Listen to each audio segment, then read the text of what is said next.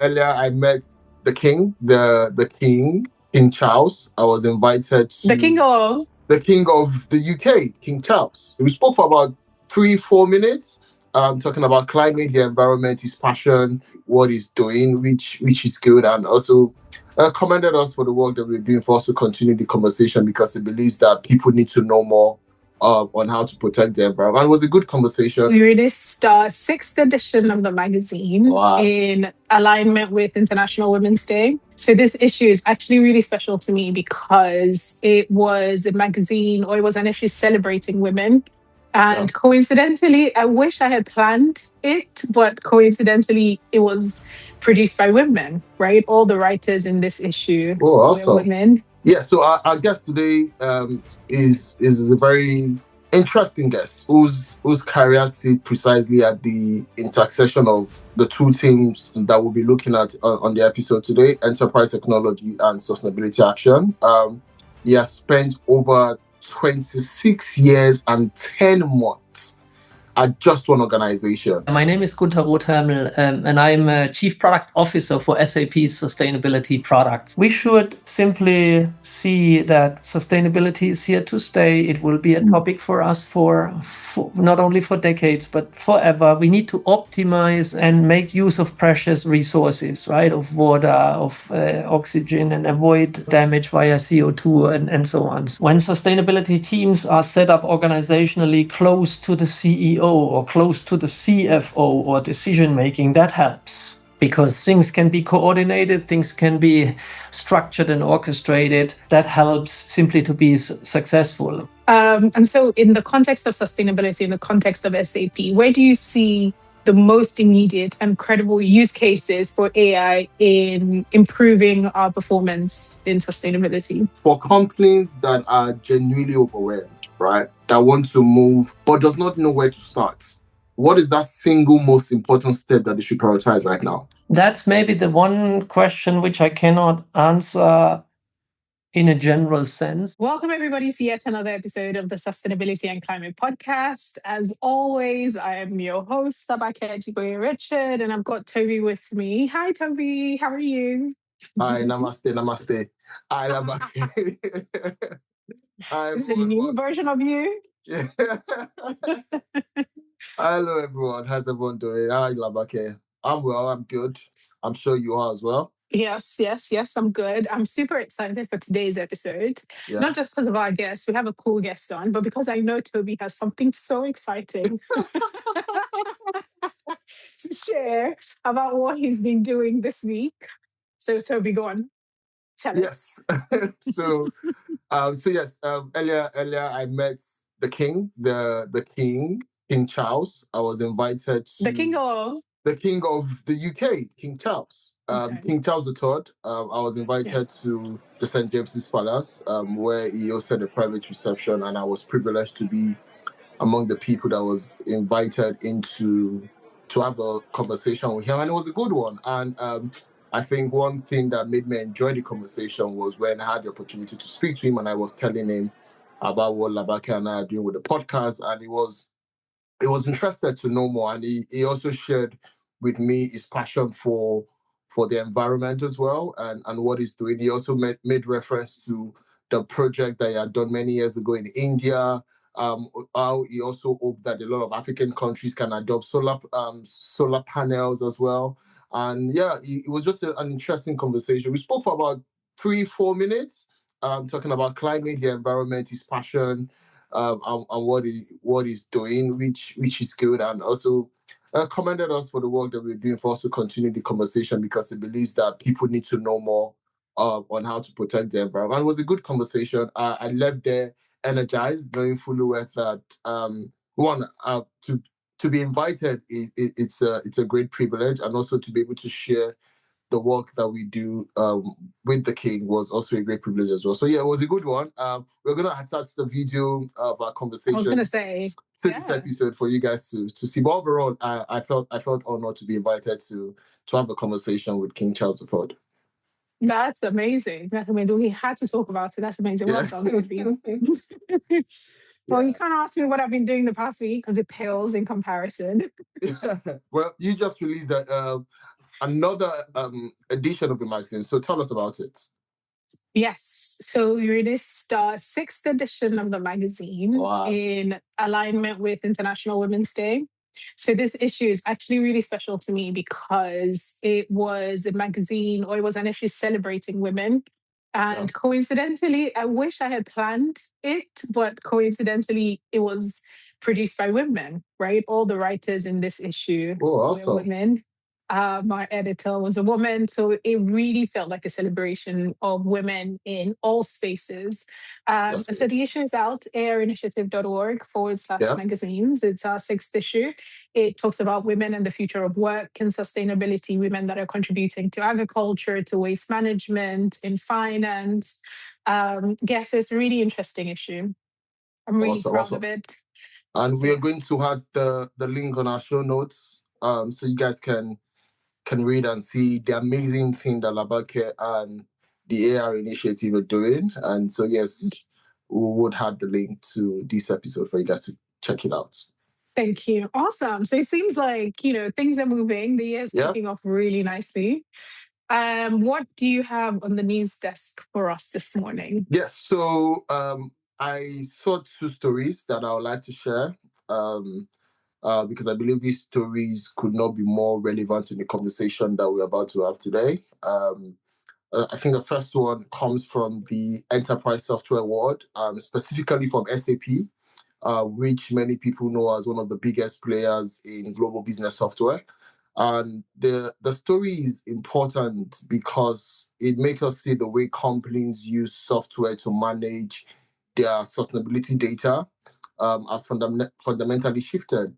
Because for years, tools like the SAP Sustainability Control Tower were used to calculate and track carbon footprints. You put the data in and you get a report out, which was basically passive. But now they've created a tool where it can not just measure things, but it can actually change things in a way. And so it's called the agentic AI revolution in sustainability, according to the report.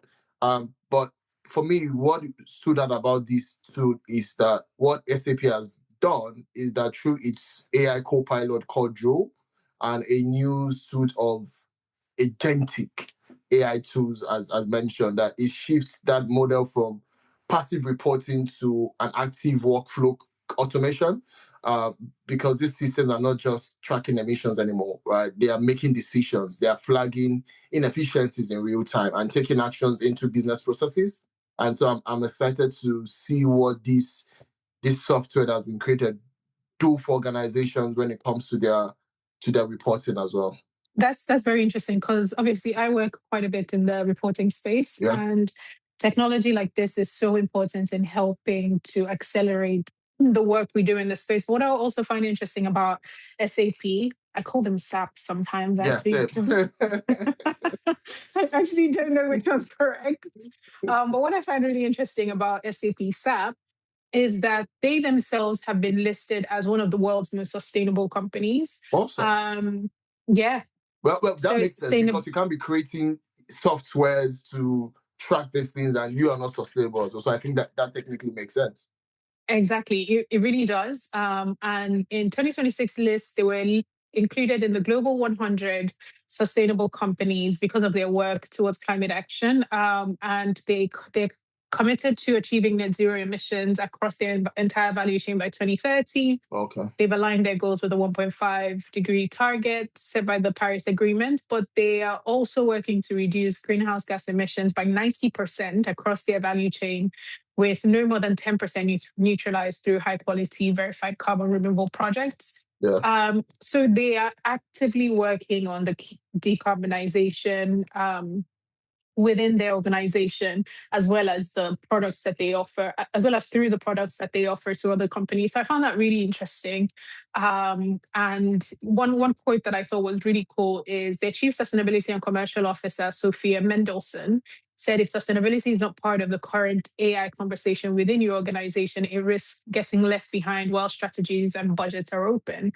And I think that's very critical and timely because everybody's having conversations about AI and, what the impact of AI is on the environment. And so thinking about the integration of sustainability within, integrating AI into your systems and your organization is so important. And that I'm really excited about the work that they're doing.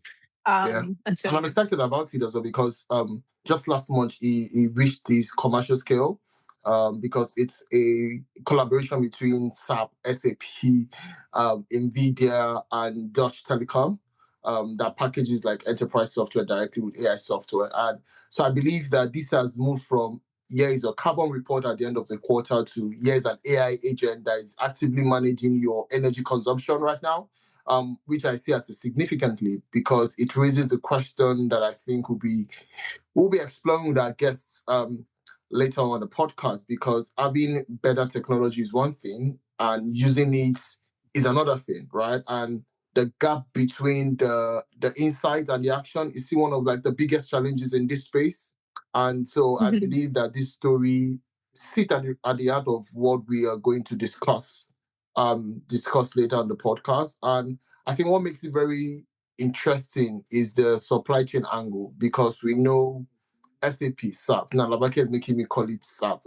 They're not just thinking about individual companies now, they are embedding this into their entire value chain, their procurement, their logistics, manufacturing, all of it, right? So that sustainability data flows through the operational decisions in real time rather than sitting in separate reporting silo. And so I believe that the sustainability reports as a bolt on is technically over because this signal a great thing moving forward. And I'm sure it's something I would like to ask our guests later on the podcast to share more on this new innovation that SAP SAP has created. Yeah, and that's a perfect segue into who our guest is on the podcast today. Toby, do you want to tell us a little bit about our guest and we can bring him into the conversation?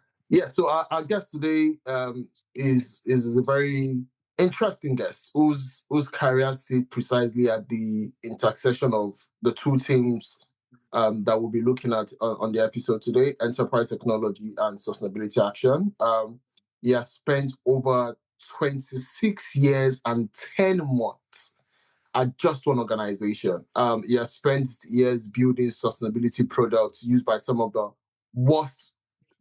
world's global companies, and he has a front row seat to both what is working and what is not. And so, ladies and gentlemen, our guest today is the one and only. You'll find that when we come back. I love your reaction. Welcome back, guys, to the podcast. And like I mentioned, we have a very interesting and amazing guest on the podcast. We are joined by a great guest who, like I mentioned, sits at the intersection of interesting conversation we're having today. Our guest today is Gunther Rothermel. But Gunther, before we get into the big question, thank you for coming on the podcast, first of all. Yes. Can you please give our listeners a sense of who you are and what you do? You know, those 30 seconds version that you give at a dinner party rather than a conference. Yeah, that's a good one. Thank you for being here. My name is Gunther Rothermel, and I'm Chief Product Officer for SAP's sustainability products. So I'm responsible for the software solutions, actually, we give to our customers to help them to become more sustainable enterprises themselves. And if you ask me how I introduce myself at cocktail parties and work, then it's typically maybe this fun fact that I'm actually with SAP since the beginning of my professional career, right? So I never worked for any other company than SAP. sounds exotic, but that's where I landed. So wonderful to be here. Awesome. Just so our listeners know how long you've been, for my own research, you've been at SAP for 26 years and 10 months. Am I correct? Yeah, it's I don't keep track of every month, actually, to be honest, but it's in that range, and it's a long time. Wow. Of course, I had very different roles in all of these years, right? I've not been working on sustainability all of the time. I come more from a technology background. I've been leading engineering teams over the years. And then I think it's a very interesting opportunity, at least for me, to say, how can we apply software technology to this important field of sustainability, and how can we make use of that? So that's my profession in the intersection and interface between technology and the sustainability topic. All right, awesome. So let's start at the broadest level, right? Because in an interview a couple of years back, you described how you came to this work. You said that you realized there was a massive data challenge sitting at the heart of corporate sustainability, and that is why you started solving problems in this area. And trust me, that framing stayed with me, right? Because you did not just say it was a climate challenge or a value challenge. You said it was a data challenge. And I think that is exactly the kind of clear high thinking we need more of. So from your vantage point, having spent years building products that sit inside the operations of global enterprises, what has the work actually taught you about what moves the needle on climate progress and what tends to look like progress but really is not? Yeah, there are numerous factors that really move the needle. And I mean, what you observe is a lot of clients and organizations that we originally talked to. Of course, they are initially very much driven by the need to be compliant, right? There is some regulation coming up. There is some need to report. And that's what's initially driving a lot of organizations. And to say it right away, of course, we help clients to become, compliant, and it is important to be compliant. But we should not stop there. And if you ask what is moving the needle, then it's really to, on the one side, help to become compliant, report on the right data, get that data that you need to give to the authorities, but then move on from there, move to make the right decisions on top and drive the right optimizations that you can do and do the according action. So the slogan I'm telling my teams here internally is always, when we look at topics, we say, go from compliance to decision to action. And that is, at the end of the day, what is moving the needle, right? And if you think of that slogan, then of course it's important that this is transported into the strategy of companies. Sustainability should not be a side activity or an afterthought or something that you do in a random part of your company. Those organizations that are really successful with it, they embed it as part of their long-term strategy. They make it a part of their DNA, and then they also differentiate themselves in their market. So for me, moving the needle again is this from compliance to decisions and then to action, and really embedding this into the corporate strategy. And if you do this, then there's a high likelihood to succeed and a high likelihood to really be competitive in your market. Awesome. That's awesome. And I love that. Working in the reporting space as well, I see what you're saying about it really needs to be embedded and not an afterthought. It's a lot more efficient when it's kind of operationalized that way. And technology is a big part of this. So technology enables change. However, it's ultimately behavior that would determine the impact of kind of whatever you're trying to implement. Where do you see the biggest behavioral bottlenecks inside organizations when it comes to acting on sustainability data? I mean, the behavior, of course, is different across the different departments that we observe in the organizations. But what you can see as common patterns sometimes, very much along what I just started to explain, is when companies just see sustainability as a reporting burden, something I want to get over with, right? And I just want to hand in my report and then I'm done. That kind of behavioral attitude is falling short, of course, right? Because we all know the next cycle will come, and we all know that in reality, the business case for sustainability is if you do optimization, if you decarbonize parts of your value chain, if you reduce waste or your water consumption and these kind of entities. So that behavior of, I just need to get done with it and with the reporting and then I move on, that's still an obstacle. And some, also some decision makers sometimes still have this attitude. And related to this is another comparison I sometimes do. I see activities we do in the space of sustainability a little bit like sports or a good muscle that needs to be trained, right? You need to do this on a regular basis and not once per year. I mean, this is like if you do a marathon run or some heavy exercise once per year, then it hurts.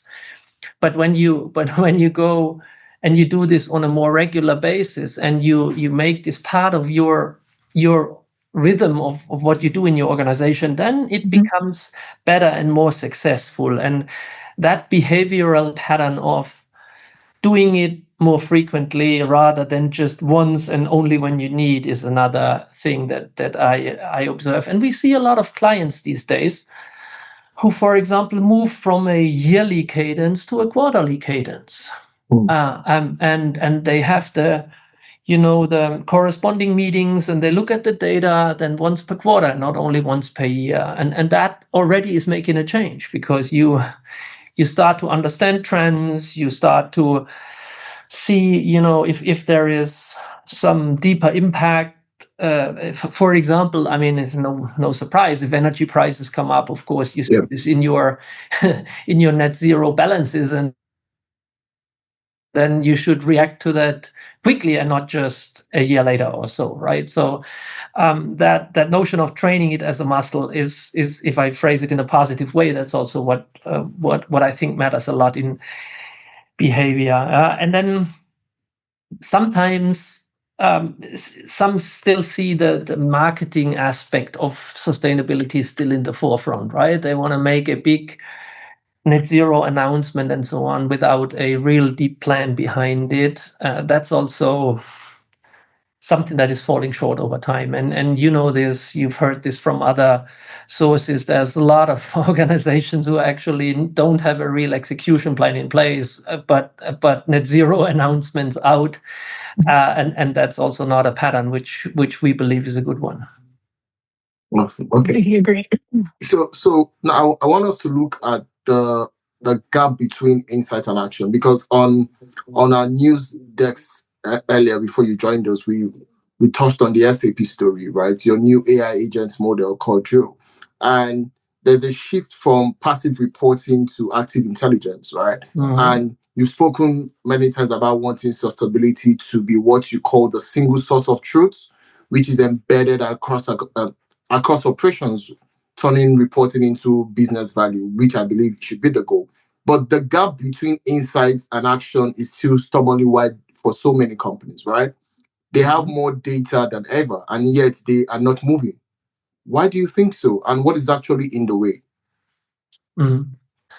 Yeah, I think I need a little longer for that one because it has this has two major parts to it in my mind. One is the more human aspect, so how humans behave, and there is a more system and IT dimension to it. Maybe I start with the human side and look for a company to drive sustainability action in a significant way. Many parties need to be involved and need to be working together, right? So there is the sustainability department itself, finance is typically involved, but IT needs to be involved big time because we're also talking about systems and a data foundation for everything. And then there are also other teams, maybe sometimes the procurement organization or other teams involved in really setting up action and following through. So for this to be successful, these teams need to collaborate really well together. And in large corporations, it's not always easy. We know this, right? They all have their own agendas and whatnot. So the collaboration across these teams is key. And then the setup also matters. So, for example, when sustainability teams are set up organizationally close to the CEO or close to the CFO or decision making, that helps. Because things can be coordinated, things can be structured and orchestrated, and that helps simply to be successful. While, for example, when you see sustainability teams more organized under a marketing department or something, that's harder than to also get access to IT and the IT resources which are needed, for example, right? And in the beginning, I talked about this short-term thinking just to get done with, the reporting. That's also, of course, not helpful if you want to drive action later on. But we talked about that. Now, if I switch to the IT, that's the second big dimension that is needed to set up action, right? And first, and this is what you quoted earlier on what I said before, there's got to be a good data foundation for your sustainability activities. You have to have the data. And the reality is not all organizations do. And even if they have the data, it's fragmented in departments and in Excel spreadsheets here and there. And to come to a common understanding and one version of the truth, it's very important you start as an organization to consolidate that data, bring it together, not only for reporting, but also to drive decisions and action. Because if everybody's seeing the same data set, if everybody's talking about the same, semantics and the same data set, then decisions are made and also decisions are accepted and action is taken, right? If people have different opinions on where we are as a company or what is the right data and different interpretations, then it's typically not leading to a good plan and execution. So this common data foundation is so key. And then second, action in big organizations or mid-sized organizations are implemented as business processes, as functions. Right? There's finance processes, there's procurement processes, there is supply chain related processes. And I'm a strong believer that you need to embed the sustainability actions into those processes. Okay. Now, what does that mean? It sounds very artificial and a little bit like marketing, but it means, for example, if you are a procurement expert and you buy equipment or you buy raw materials, you should make these decisions also with sustainability data in mind and at your fingertips, right? You should not only select your suppliers based on quantity and quality and price, but also sustainability dimensions. Or when you make decisions in finance, you should also have in mind what it does to your sustainability related activities and so on, right? So what I'm trying to say is action is really happening into the processes, and it's not easy. And I want to be very straight. This is not something that happens in 4 or 6 weeks. This is something that needs to be embedded over time. And again, I think it has to do with the IT landscape, because if you have sustainability also deeply integrated with your processes, with your ERP system and everything around it, then can you get into that rhythm of really taking action in the different departments. So in my mind, and sorry that this is a longer answer, but in my mind, it's very important that not only the sustainability teams are acting and taking decisions, but also all of the other corporate functions, right? The finance and procurement and so on. So to me, that's one of the reasons of this gap between insight and action, because we need to involve the right people. You got to have the right data foundation. And you got to embed it into the processes so that the action is really taken where it needs to be taken and taken on a regular basis. Awesome. Okay. I love that. Essentially, sustainability is every team's, issue, not just the sustainability team. But I wanted to ask a question about, sustainability innovation, the different technologies that come up, and scale, right? So there's a lot of sustainability innovation pilots. However, not all of them or as many of them scale. From your experience working in technology for decades now, what do you think separates sustainability innovation that can scale and those that are not able to? That's a highly relevant question that I also see in many organizations. Sometimes you see great projects and then almost like like a candlelight. They show off for some time, and then when you ask after 6 to 9 months, you hear nothing about it anymore. That's exactly what you describe. And I think, again, and I wouldn't say I have a silver bullet, but for some of these projects, there are some success criteria here that could make it more sustainable, more persistent, I would say. So first, I think it's important that everybody who is running a sustainability project is also articulating the business value from the beginning. Now that here I mean classic old school return on investment, right? What is the financial value of it? Do I save money with it? Do I reduce the risk of something that the company is doing by this activity? Is it giving us a better access to capital and these kind of things, right? So articulating the value proposition is especially early on in the project and very important there moving forward. Second, again, I touched upon the fact that you need to bring in the key stakeholders in your company and the support of the key stakeholders. I give you one also very honest thing I'm seeing many times.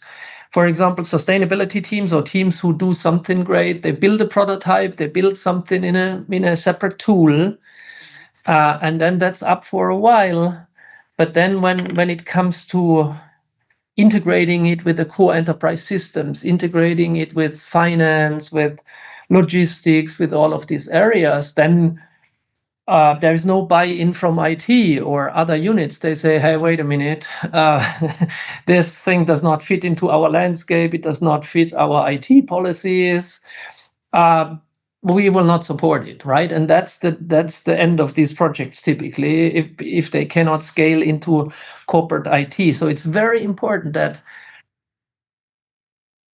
from the beginning you start to align also with your IT infrastructure, with your stakeholders there, to make sure that this is not seen as something bolted on or standing at the side, right? Because this can easily, if you think of security policies which are there or data governance which is there for companies, then they can easily say, no, stop this, we don't accept anymore. And I've seen this happening, which is sad because some of these projects have innovation, they have potential in it.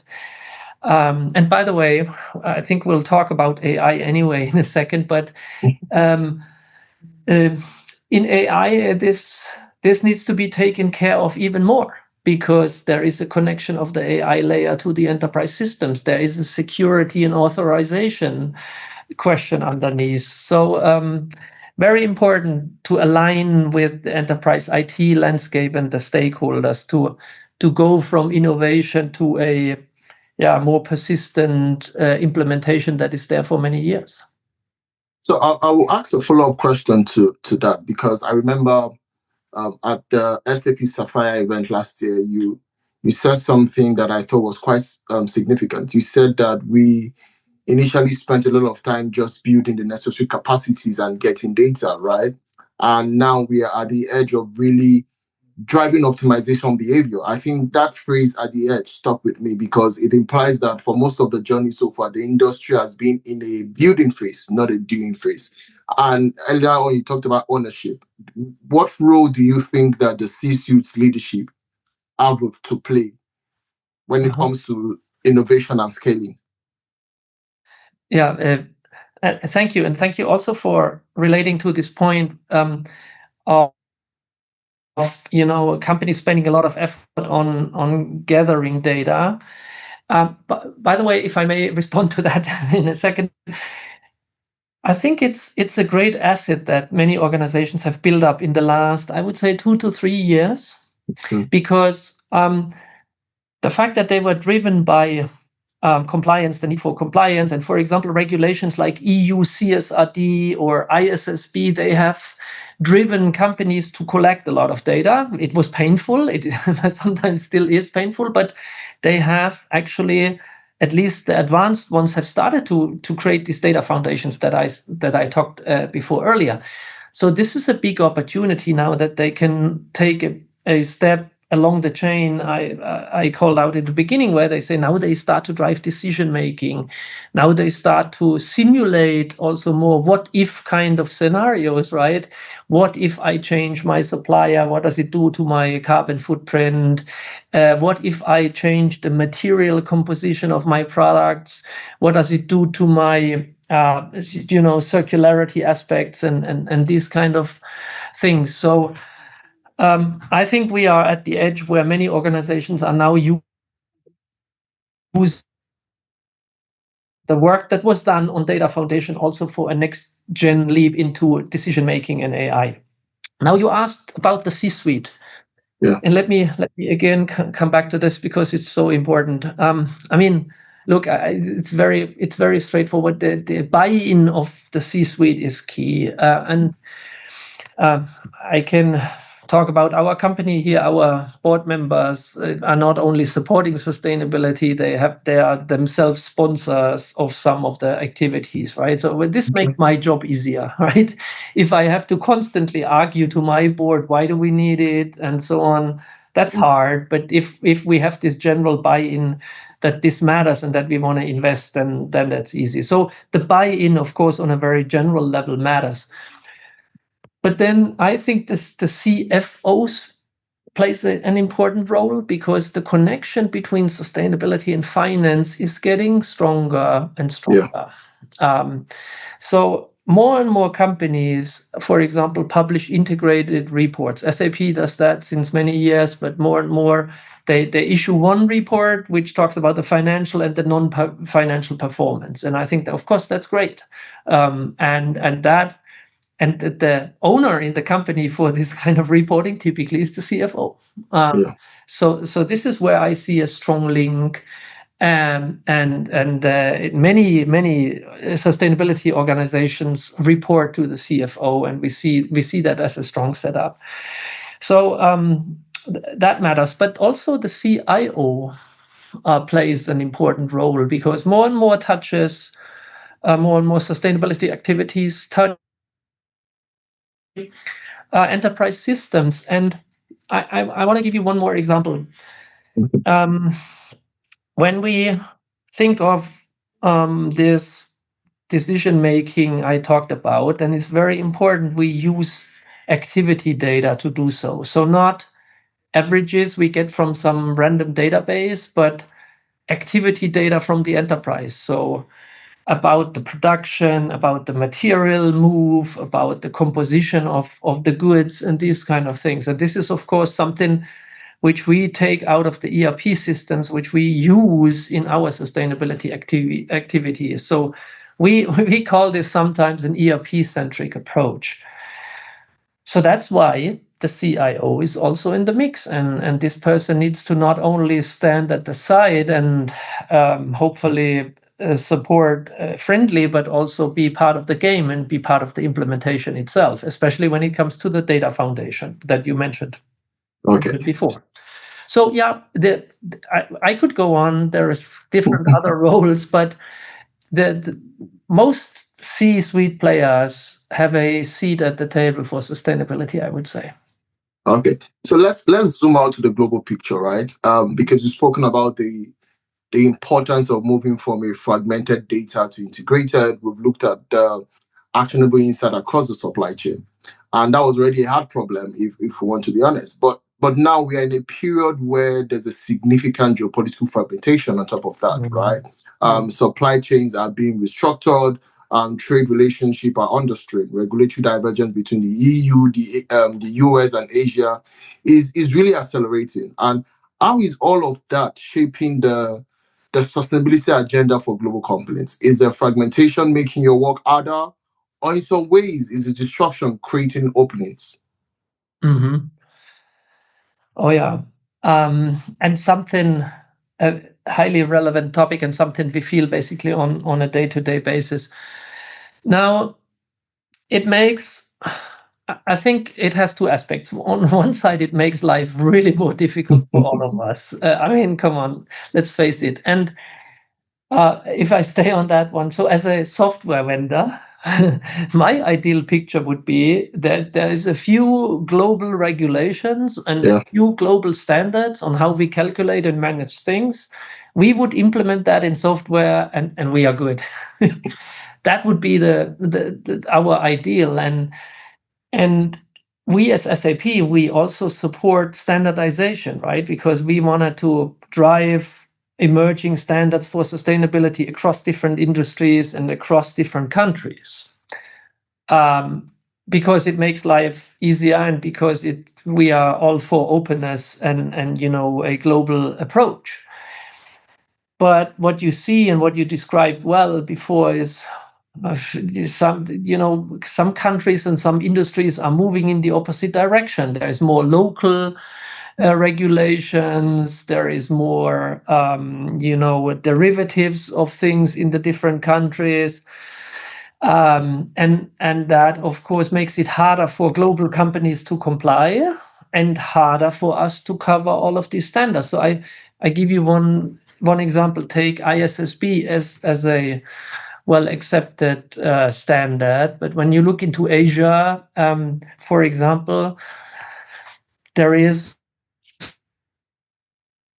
variants of it, right? So there's SSBJ for Japan and so on. And for us, this means, of course, we need to cover the global parts of these regulations, but then we need to work also, for example, with partners and to make sure we have these local variations there as well, so that we can truly serve our customers.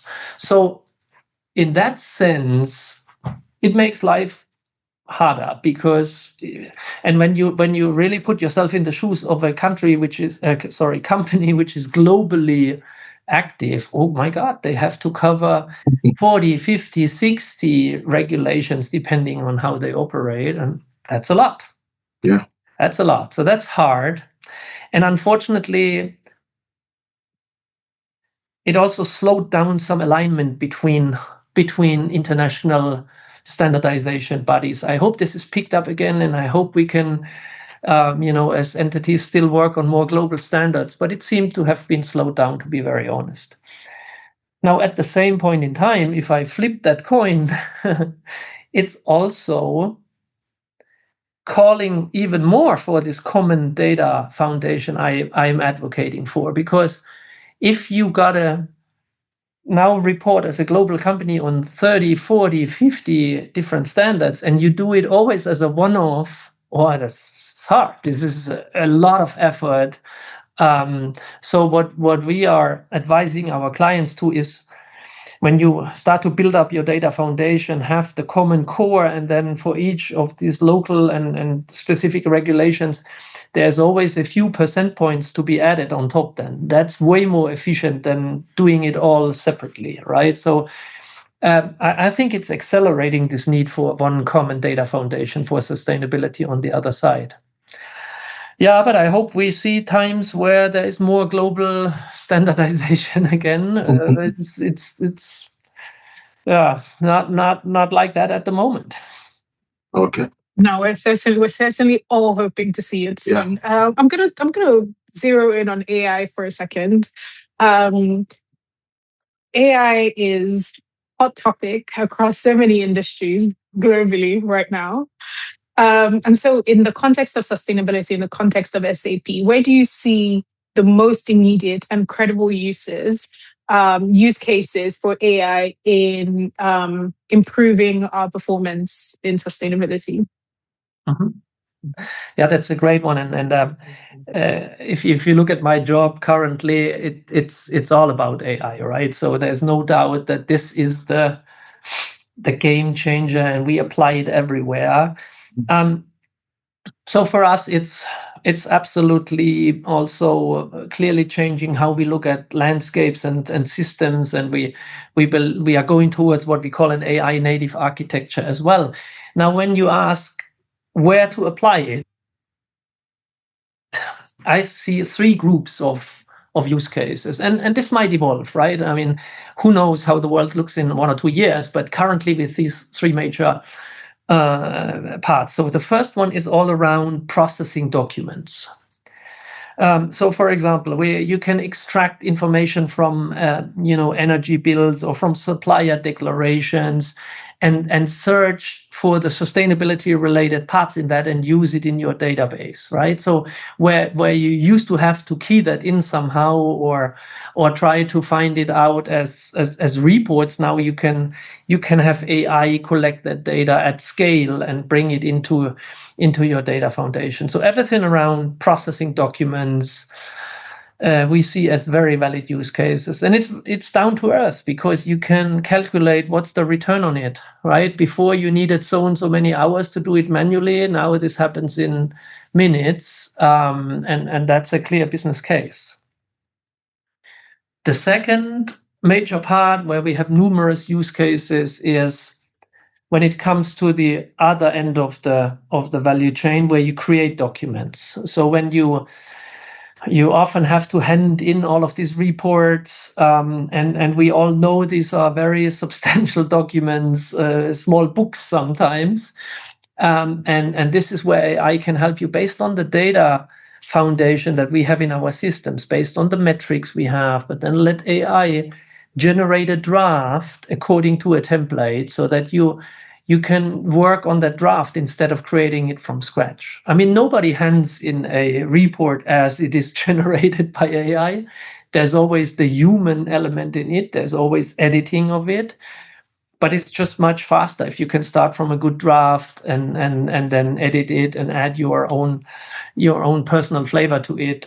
So that's a big use case, and customers are doing this at scale. There's more to happen there in terms of adoption because people still need to psychologically also trust the output of AI, but it's still a big use case. And then the third group, and this is something I'm personally really excited about, is when you think of this, I said it right in the beginning, this logical chain from compliance to decision making to action. If you think of how that works in a company in reality, how the people are involved and how this goes across the different departments and so on, it's a longer process. Sometimes it goes on for a year or 15 months. And I think AI, and in particular agentic AI, has a real potential to orchestrate this flow, this process, in a much faster, in a much better way than we see it today. Now, why is that? Of course, the intelligence that LLMs give us, they have reasoning power. There is intelligence in it, so they guide the users through that.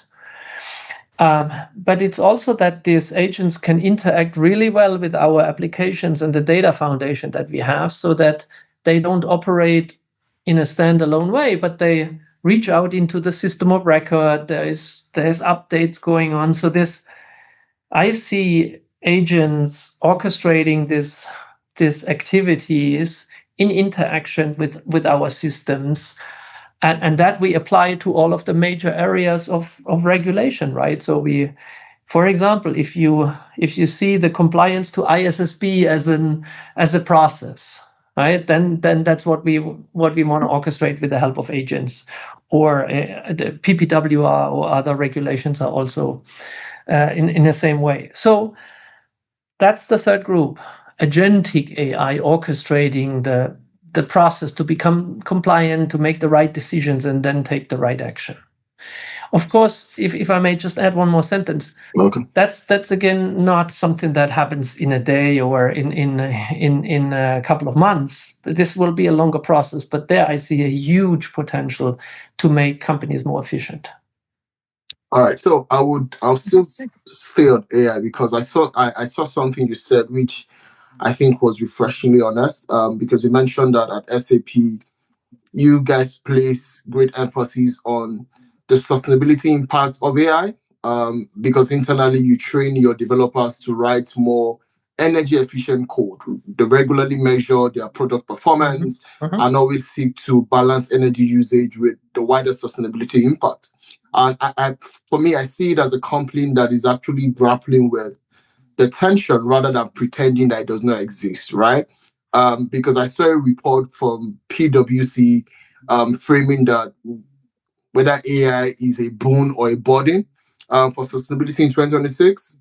My question is, because if you look at this idea of carbon scheduling, for example, you're running heavy AI workloads when the grid carbon capacity is low, is one of, like some people would say, an elegant, practical way, right, that I've heard recently. Is that the kind of thing that companies are actually doing, or is still theoretical? So I want to explain one thing. We as a software company also have to communicate and calculate the footprint of what we do. Yeah. So our customers ask us, what's the footprint of your software? Because for some of these companies, that footprint is a significant part of their scope 3, actually, right? So we calculate and measure and manage the footprint of our major software components. So as such, this is absolute reality today. Now, there are, and you're totally right, it would be not correct to say that the usage of AI does not have an impact on the energy consumption of the software. It simply is a fact, right? But there's a lot you can do to manage it and to balance it out. You mentioned, okay, the timing of workload can be steered. This is an option. Sometimes it's done, but for us, we also see a big impact. For example, the usage of the data center. Right, if the data center is run on green energy, that's a big factor. It's a big factor because we also rely on data centers from other hyperscalers and other companies. So that matters. The second thing is as an engineer, I would say it also matters how you implement your AI scenario. So, for example, you got to optimize the number of calls you do to the backend LLM, right? And every time you call the API, every time the LLM is doing something, energy is consumed. And when you optimize an application, you could think twice of, do I really need this API call? Or maybe can I store something in between? Do I have a cache? This kind of things also matter. So I want to say we have an internal engineering course, which we developed with universities together, is where we say, how do we engineer for energy efficient code? And we train our engineers on that. Again, can we take away all of the energy consumption? No. Because there is simply more consumption due to the usage of AI, but we can balance out the value with the energy consumption in a much better way, and that's what we are aiming for.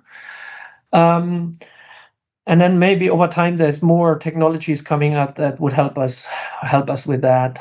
But for us, it's also mainly, what kind of energy mix do we have on the data centers? How do we optimize the CPU usage, both in our own systems, but then also how do we optimize the usage of LLMs in the back and the calls to the APIs? These would be 3 things which I believe in daily practice already matter today. Thank you. Of course, now you just said this. I'm checking myself because off air I was telling Labake that I've been building an AI agent, and now that you're talking about the energy consumption, I'm like, okay, I've been building this since morning. Like, how can I measure it? But so I think that just makes sense. Yes, yeah. I mean, working with agents and engineering this is really fascinating. Yeah. For this area, one thing is, how do you optimize the energy consumption and the number of API calls? Yeah. The other one is, how big do you make the agent?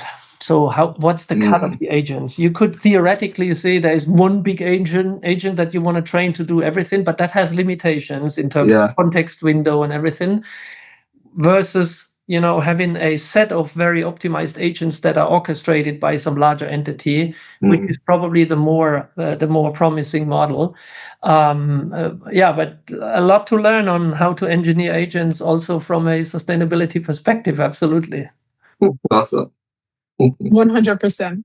100%. What mindset shift are you waiting to see from executives to sustainability leaders? What are some shifts that you're waiting to see at the executive level? I know you said at SAP, the board level, they're very much a part of it, even sponsoring projects within the organization. But what are some of these shifts that you would like to see, if not at SAP itself, in other organizations in driving sustainability forward? Well, first, I want to say a lot of mind shift change has happened from my perspective. So the good news is in the last years, we made progress. We made progress as companies. We made progress as a sustainability community. And that's really cool to see. So I see a lot of commitment. And quite frankly, I also met CEOs who are really committed to sustainability. And just on Monday, I unfortunately cannot give you that customer name because they are not public yet as a reference. But for them, their sustainability transition is basically the make or break for their business. So there is a lot of great change already happening. And there was, for example, this study by Harvard Business Review, which is also clearly stating that while there was some geopolitical pushback, on the ground, there's actually more projects happening than 2 years ago, which is a little ridiculous if you think of it. But that's also something we observe. There is less talk about it, but more action, which I can live with, to be very honest. So that is clearly what we see now.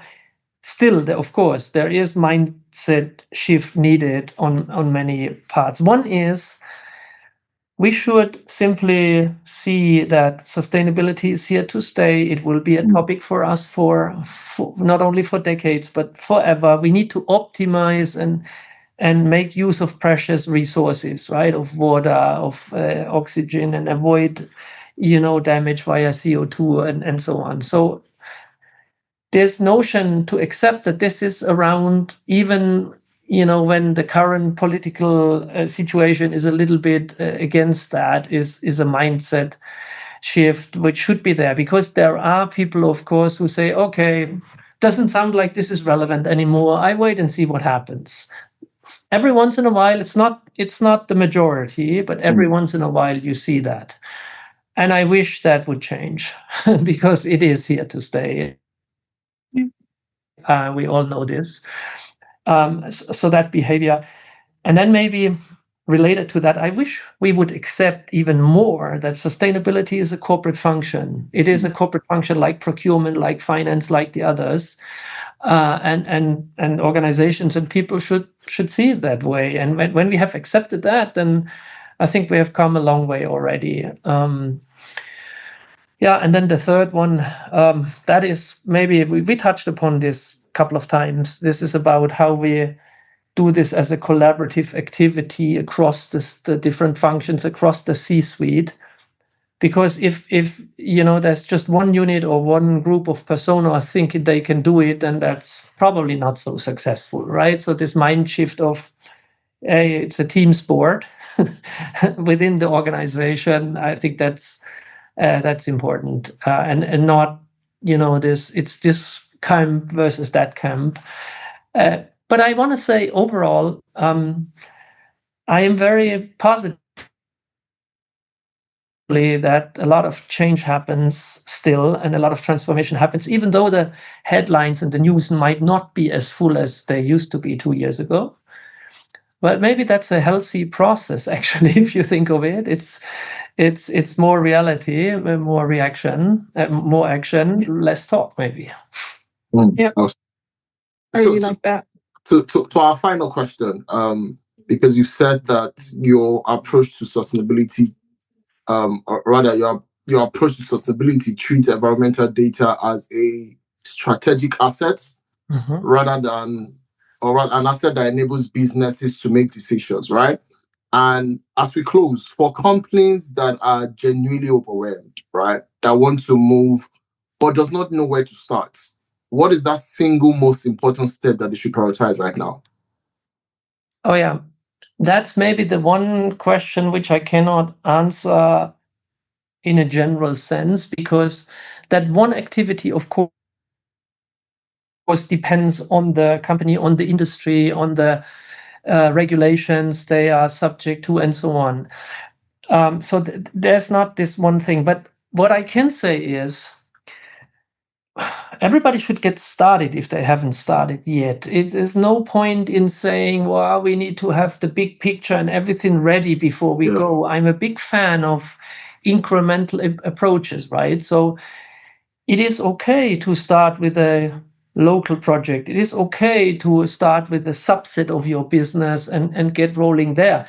What matters is that you keep in mind the fact that you have a bigger picture and you want to be able to share that data into one common foundation. When you have that in mind and you pick the right tools for that, then it's very incremental, right? Then you can start and say, okay, I maybe do this decarbonization for this product category in that country first, and let's get rolling there.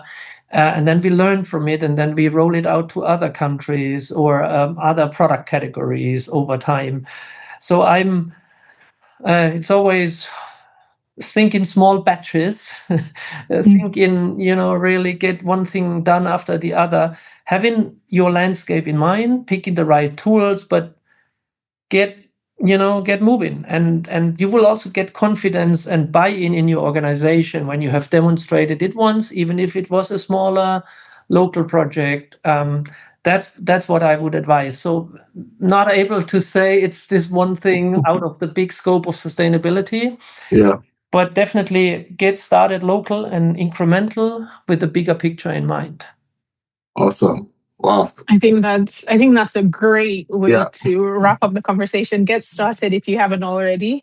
You gave us so much information here that I think would be very useful for so many organizations and so many people working within organizations. So I just want to say a huge thank you for the generosity of knowledge that you've shared over your decades working in technology and in sustainability.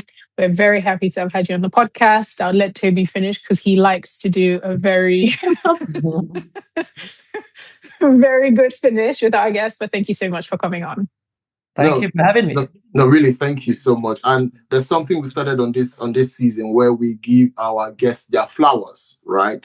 And I would like to give you your flowers today because at the end of 2025, you wrote something publicly that I think a lot of people, they scroll past without realizing what it actually meant. You said that 2025 has felt like a marathon year of sustainability, not because it was dramatic, but because it was honest. And I read that and I thought, that's the person who has been in rooms when things were hard and not performing optimism, right? Not selling a vision, just doing the work year after year with honesty about how difficult it is. And you came to this not as an environmentalist by trade, but as a technologist who saw a data problem that nobody was solving seriously. And you've spent over 2 decades at SAP building towards a moment where you described as being at the edge of really driving optimization behavior. 2 decades. Trust me, I was telling Labake that I don't know how people spend many years at one organization because most people would have given up on how hard the problem is in 2 years. And on behalf of all of our listeners in over 100 countries who are all carrying their own version of this work, I want to say thank you for your honesty. Thank you for the work that you do. Thank you for the endurance. And thank you for being on the podcast today. And I'm 100% sure that our listeners will find this episode enlightening and enriching. And if there's no one rooting for you, I'm not sure about Labake, but I want you to know that I'm rooting for you. And I'm looking forward to seeing the amazing, amazing things that you do in life and in your career. So thank you so much. Thank you very much. Likewise. And this means a lot to me. I'm really honored. And it was a pleasure having this conversation with the both of you. And I really appreciate it. Thank you so much. All right. Awesome. All right, guys. Thank you so much for joining us. And as usual, please watch, like, share, subscribe. And let's continue to play our part in protecting the environment. And until next time, I won't give Labake time to say anything, but have a wonderful time and enjoy this episode. Bye, guys. See you next time. Bye-bye.